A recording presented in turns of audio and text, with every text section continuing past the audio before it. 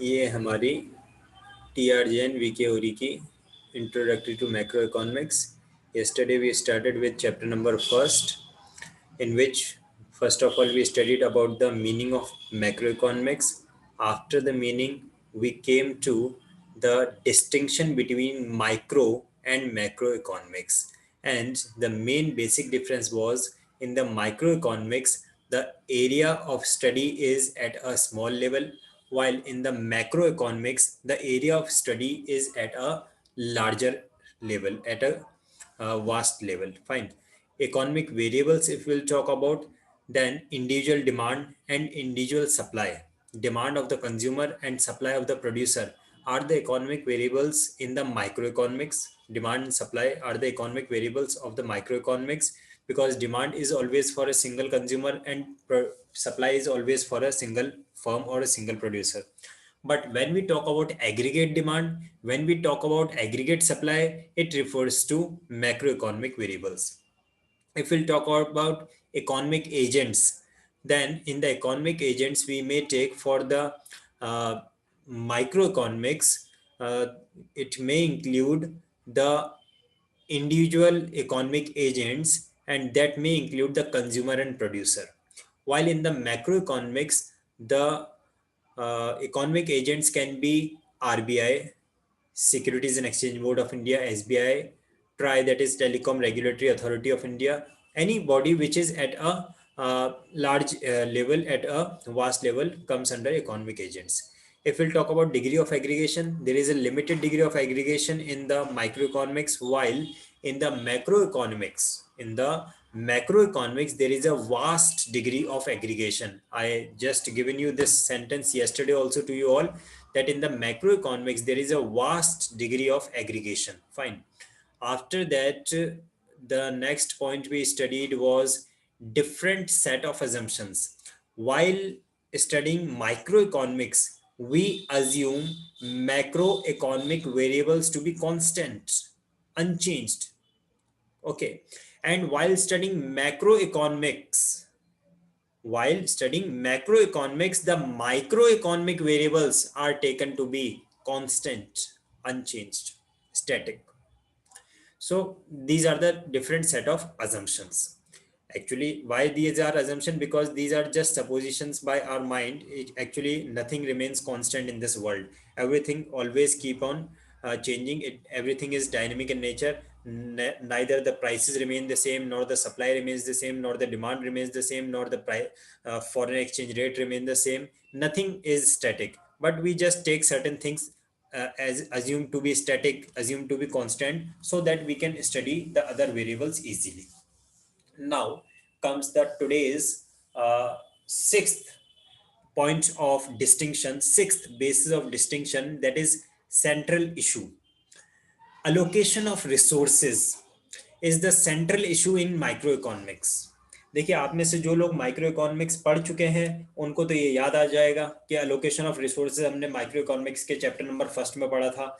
किस में पढ़ा था हमने पढ़ा था उसमें प्रोडक्शन पॉसिबिलिटी कर्व से पहले अलोकेशन ऑफ रिसोर्सेज, ऐसे कुछ था ना.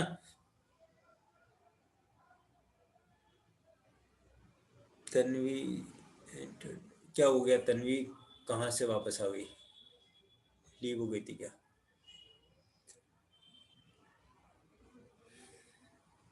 जी तन्वी, आपने ज्वाइन कर लिया?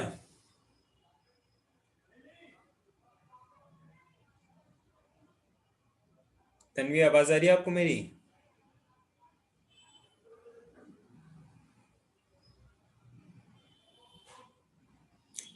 Rest of the students, are you people getting my voice?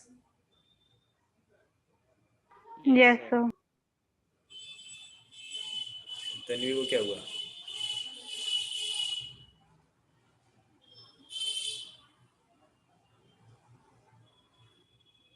चलिए कंटिन्यू करते हैं. पूजा, आप हैं लाइन पे? सर. Yes sir. आपकी फ्रेंड कहाँ चली गई? मैंने तो उसको एडमिट भी कर दिया.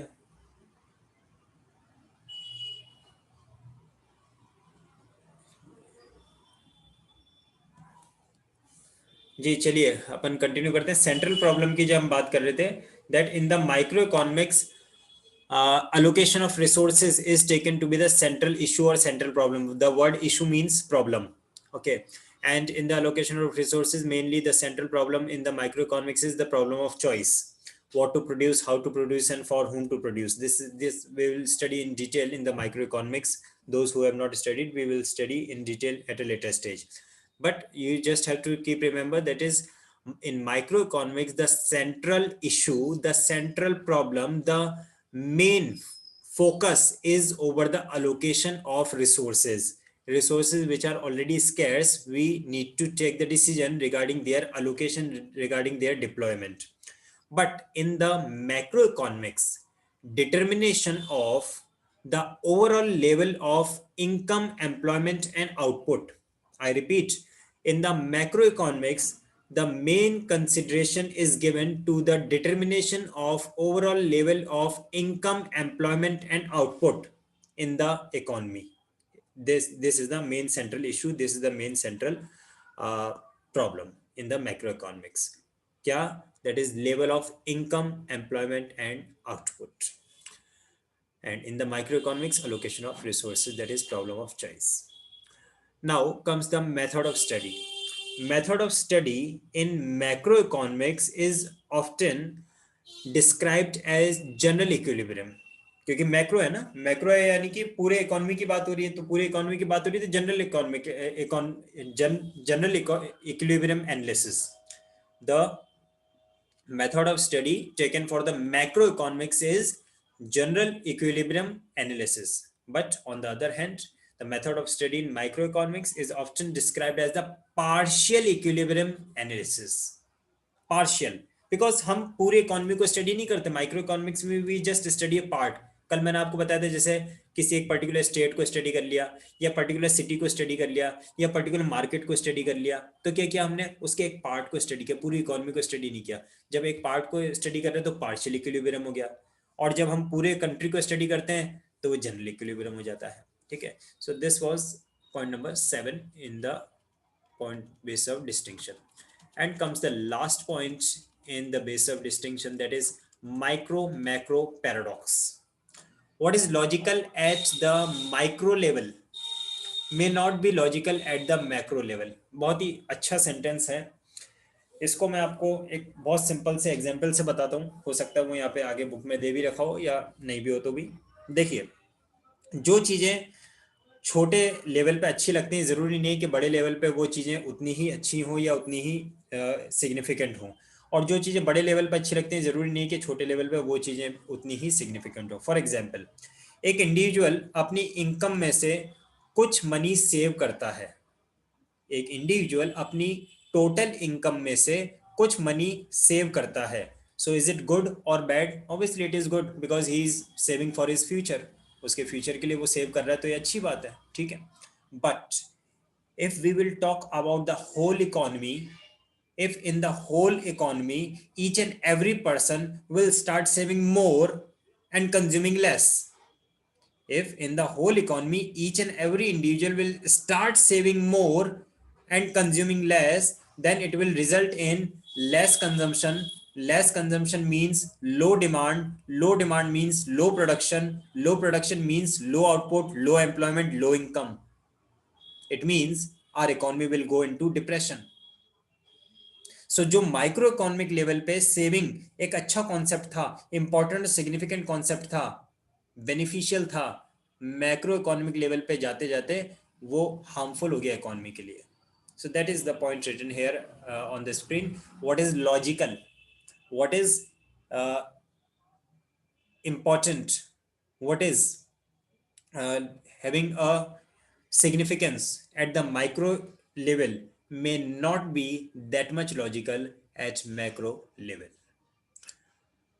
So देखते हैं यहाँ पे illustration में क्या लिखा है. If an individual, same example लिखा हुआ है. If an individual saves more, he adds to his future prosperity. Further, if all the people in an economy save more and spend less, demand for goods and services may decline. Consequently, investment may decline. Production and employment level may fall.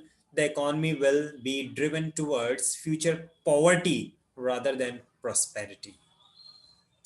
So this was all about the 8 points of distinction between microeconomics and macroeconomics. If anybody would like to ask any sort of doubt, any queries, any confusions, any dilemma to anyone. Is saving a virtual virtue or a vice? Okay. Scope and significance of macroeconomics. हाँ जी, ये पढ़ेंगे हम, scope and significance of macroeconomics. जी तन्वी, आप आ गए?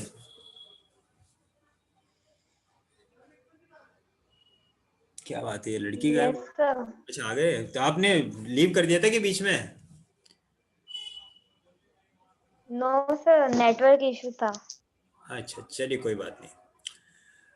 Scope and significance of macroeconomics हम पढ़ेंगे।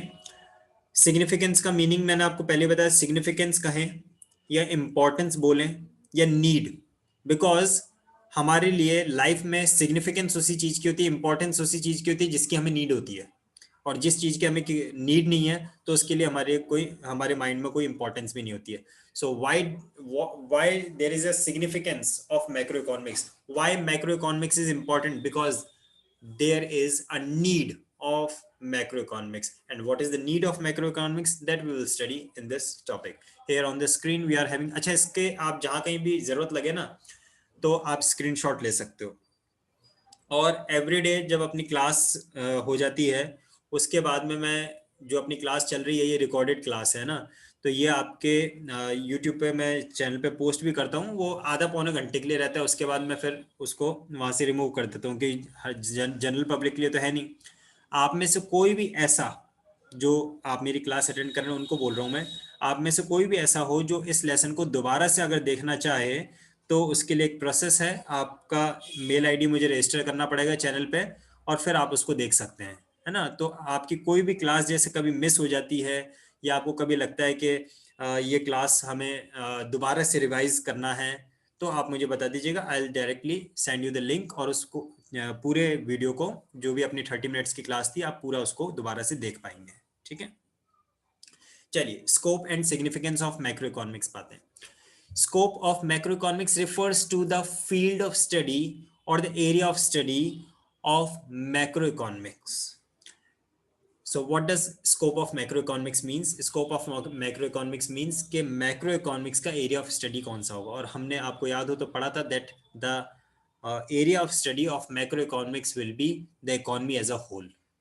The area of study for microeconomics will be at a small level, but when we will talk about the area of study for the macroeconomics, it will be the study of at the level of an economy as a whole.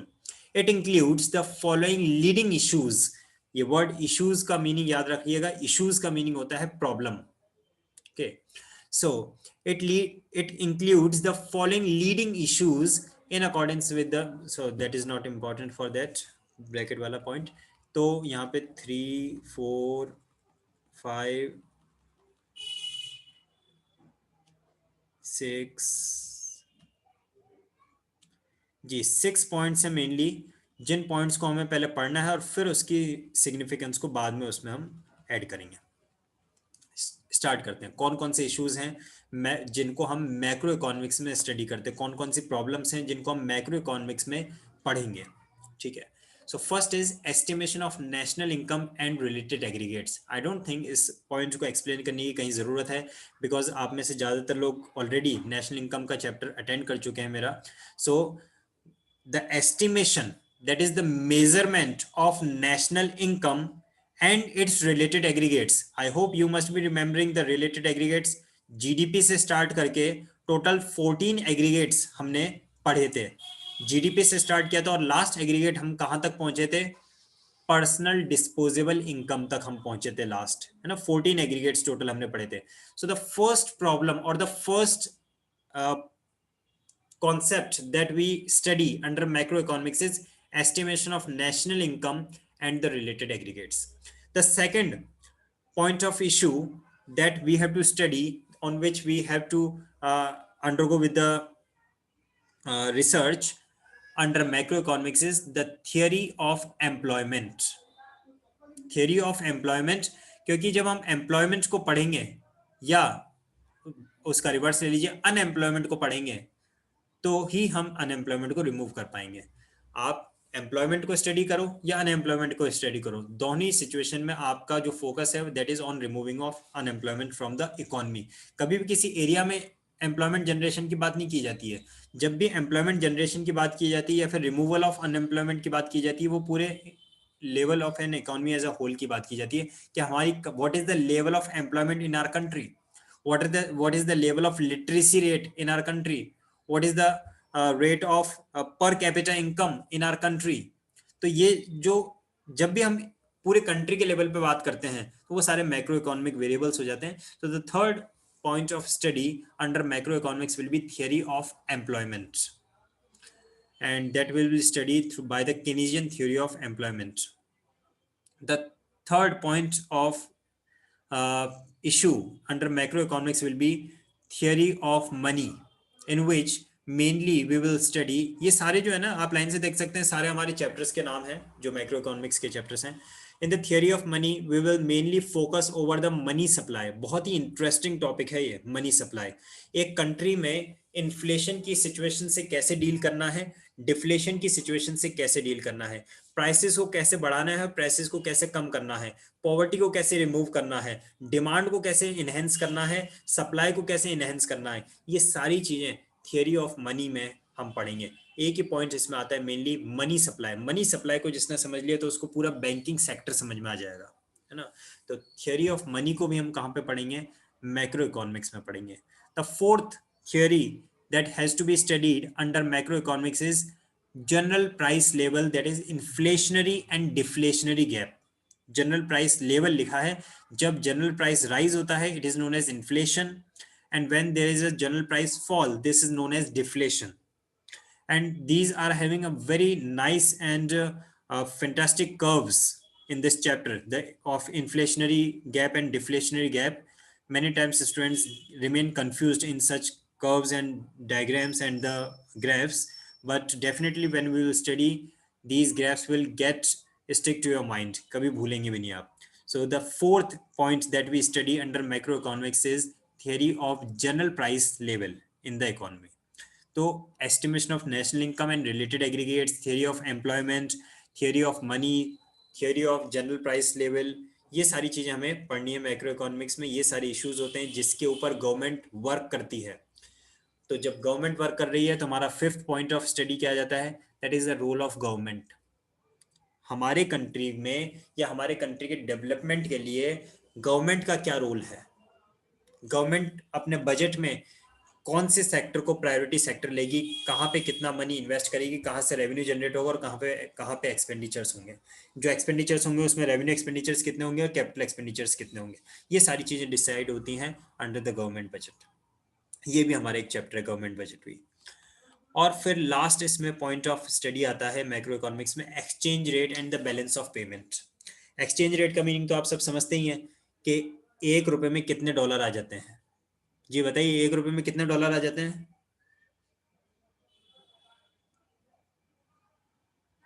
No one?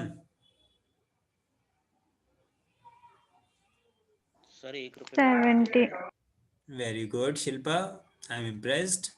जी आर्यन, आप क्या बोल रहे थे?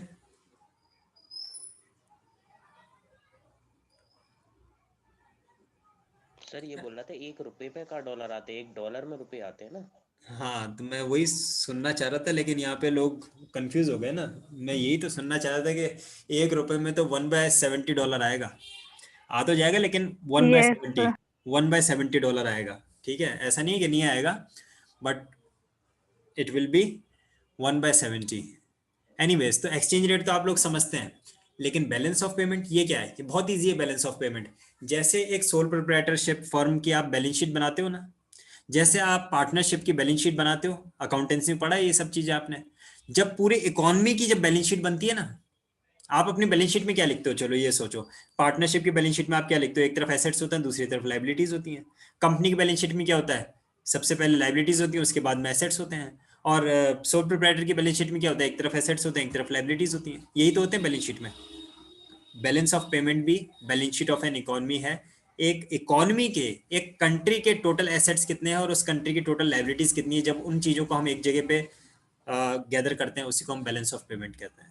तो ये 6 points हैं जिनको mainly focus करते हैं हम मैक्रो इकोनॉमिक्स की स्टडी में। Briefly, as a specialised branch of economics, macro economics focuses, मैं ये पैराग्राफ रीड कर रहा हूँ, इसको आप देखना कौन सा पैराग्राफ मैं रीड कर रहा हूँ। आज इसको हमने इनेबल ही नहीं किया, चलिए इस पैराग्राफ को मैं यहाँ से रीड कर रहा हूँ।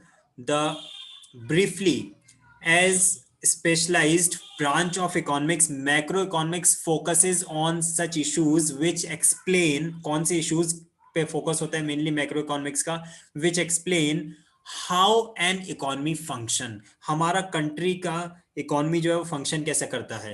वैसे आप में से क्या कोई मुझे बता सकता है what do we mean by economy? हम इकोनॉमिक्स का मीनिंग पढ़ते हैं, हम माइक्रो इकोनॉमिक्स का पढ़ते हैं, मैक्रो इकोनॉमिक्स को पढ़ते हैं, कंट्री का मीनिंग जानते हैं। What does economy mean? Actually, economy is a system. Economy is a system spread over a particular area. Economy is a system spread over a particular geographical area which decides the level of consumption, production, investment, and exchange in that particular economy or in that particular country. I repeat, economy is a system spread over a particular geographical area which decides the level of consumption, production, investment, and exchange in that particular area. For example, अगर मैं आपसे पूछूं what kind of economy does India have, whether underdeveloped, developed, or developing, so you all will answer that India has a developing economy. Yes or no? If I ask you what kind of economy does the India have, you all will answer the India have developing economy. Why we are saying it to be developing economy, or what is the difference between the underdeveloped and the developed economy, where the level of production, consumption, investment, and exchange is the highest in the country, that country have developed economy. Where the level of consumption, production, investment, and exchange is at a lower level, that kind of country is having a underdeveloped economy. And the country in which the level of consumption, production, investment, and exchange, consumption, production, investment, and exchange, these 4 variables, these are increasing in nature, that kind of country has a developing economy. So what kind of economy does India have? India have a developing economy because in India every year the level of production increases, the level of investment increases, the level of exchange increases, and the level of consumption also increases. So what does economy mean? Economy means a system spread over a particular geographical area which decides the level of consumption, production, investment, and exchange. And under the macroeconomics, our main focus is on how an economy function. एक economy function कैसे करती है, उसके balance of payments क्या होते हैं, उसकी national income कैसे एस्टिमेट की जाती है, उसमें मनी सप्लाई कैसे मेजर किया जाता है, जो मेन इकोनॉमी हमारी वो फंक्शन कैसे करती है, काम कैसे करती है, गवर्नमेंट बजट में चीजें कैसे डिसाइड की जाती हैं, वो सारी चीजें हम मैक्रो इकोनॉमिक्स में पढ़ते हैं. Secondly, how can it be managed और regulated so that social welfare is maximized. Every economy is targeted to maximize the social welfare, the collective welfare, the general welfare of the public. कोई भी economy profit maximisation के लिए work नहीं करती है. Every economy always wants to work for the collective and social welfare. तो कैसे हम इकोनॉमी को ऐसा मैनेज करें, ऐसा रेगुलेट करें कि कंटिन्यूस सोशल वेलफेयर चलता रहे. So these are the main focus in the macroeconomics and the significance. Class में हूँ जी. सिग्निफिकेंस पे हम आते हैं. तो अभी तो हमने क्या पढ़ा? अभी हमने पढ़ा सिर्फ 6 theories that we have to study in the macroeconomics. और अब हम आते हैं significance पे. That is, what is the significance of macroeconomics? So the following observations highlights the significance of macroeconomics. Let us start with the first point. The first point we do have is description of the economy. Macroeconomics provide the description of the economy. Macroeconomics offers a deep description और a deep explanation of the economy. Economy कैसी है उसका पूरा complete description कहाँ मिलता है, उसका explanation कहाँ मिलता है, मैक्रो इकोनॉमिक्स के through. Estimation of national income reveals the nature and the level of economic activities in the economy. Study of unemployment reveals the magnitude of the problem and the way it can be handled. Government budget reveals the way economy is regulated by the government. So these are the few points that you have to concentrate. How our economy is described. Our economy is described through the estimation of national income, through the study of unemployment. These are the points of study that will undergo under that will take under the consideration of study, and this will help us to reveal or help us to understand, like जब हम national income का measurement या national income का estimation करते हैं तो हमें पता चलता है कि हमारे कंट्री में इकोनॉमिक एक्टिविटीज का लेवल कितना है, कम है, ज्यादा है, कितना है। आप लोगों ने अक्सर सुना होगा न्यूज में, इस साल हमारी जीडीपी इंक्रीज हो गई, इस साल हमारी जीडीपी डाउन आ गई। तो वो जीडीपी किस में मेजर होती है? नेशनल इनकम में। और वो क्या डिसाइड करती है? The level of economic activities in the country. Study of unemployment बताता है कि हमारी कंट्री में प्रॉब्लम्स का लेवल कितना है। अनएम्प्लॉयमेंट अगर बहुत ज्यादा है तो हमारी कंट्री में प्रॉब्लम ज्यादा है और उस प्रॉब्लम को टैकल कैसे करना है हमें।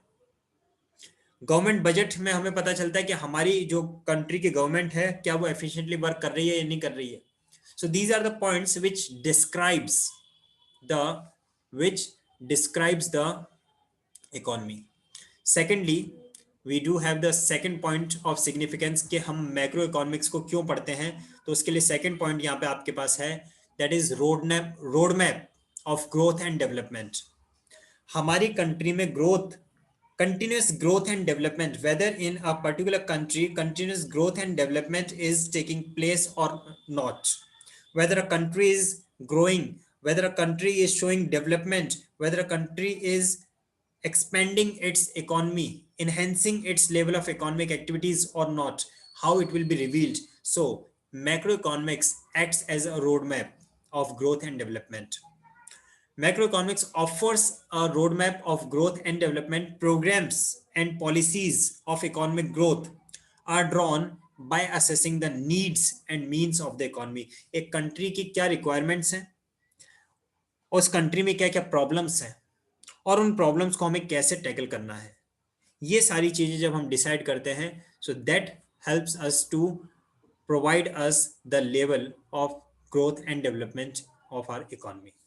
The third point that we have to study in the significance, how why the macroeconomic is significant, why the macroeconomic study of macroeconomics is important. एक कंट्री की एक इकोनॉमी में मैक्रो इकोनॉमिक लेवल पे study करना क्यों जरूरी होता है। The third point is economic stability. Economic stability का मीनिंग समझते हैं आप? इकोनॉमिक स्टेबिलिटी का मीनिंग है neither there is shortage of funds nor there is a surplus or ideal funds. There should be a balance in the economy. वो होता है economic stability. यहाँ पे देख सकते हैं क्या लिखा है इकोनॉमिक स्टेबिलिटी के लिए हमारे पास में, that is study of macro economics helps achieve economic stability. This is achieved through appropriate monetary policy which is decided by the Reserve Bank of the country.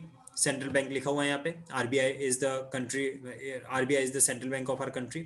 And the fiscal policy which is decided by the government of the country. दो ही policies होती हैं, एक होती है monetary policy और एक होती है फिजिकल पॉलिसी. मॉनेटरी पॉलिसी जिसमें हम मेनली इंटरेस्ट रेट्स पे कॉन्सेंट्रेट करते हैं और फिजिकल पॉलिसी जिसमें हम मेनली टैक्स रेट्स पे कॉन्सेंट्रेट करते हैं. Monetary policy is decided by the central bank of the country while the physical policy is decided by the government of the country. तो इकोनॉमिक स्टेबिलिटी, आप एक बात समझे कि इकोनॉमिक स्टेबिलिटी होता क्या है. देखिए कंट्री में एक मैं डायग्राम जैसा कुछ बनाने की कोशिश कर रहा हूं यहाँ पे, इसको आप देखें.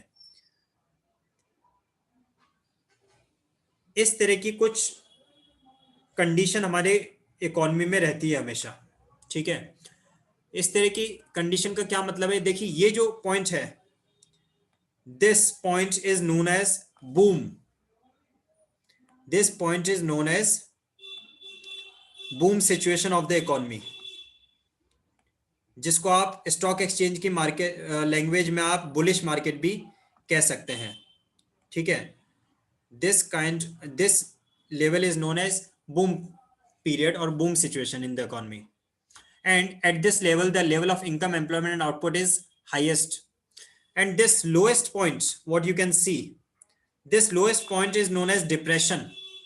ये जो lowest most position आपको दिख रही है ना, इसको हम बोलते हैं डिप्रेशन।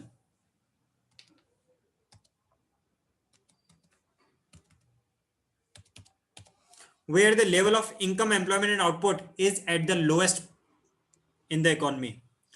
और उसी की जगह ये जो एक आपको सिचुएशंस नजर आ रही हैं,